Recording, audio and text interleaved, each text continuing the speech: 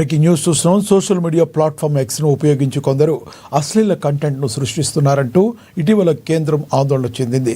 సదరు కంటెంట్ను వెంటనే తొలగించాలని సంబంధిత మాధ్యమాలకు ఆదేశాలు జారీ చేసింది. ఈ మేరకు చర్యలు చేపట్టిన ఎక్స్ సుమారుగా 600 అకౌంట్లను వెంటనే డిలీట్ చేసింది. అలాగే ఆ కంటెంట్తో సంబంధం ఉన్న సుమారు 3500 పోస్టులను బ్లాక్ చేసినట్లుగా వెల్లడించింది.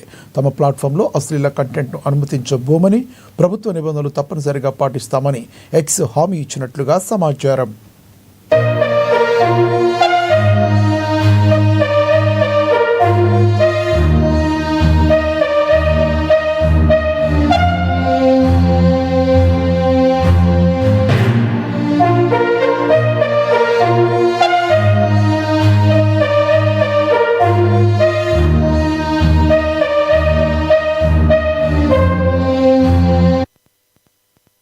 సోషల్ మీడియా ప్లాట్ఫామ్ ఎక్స్ను కొందరు ఉపయోగించి కొందరు అశ్లీల కంటెంట్ను సృష్టించారంటూ ఇటీవల కేంద్రం ఆందోళన చెందింది.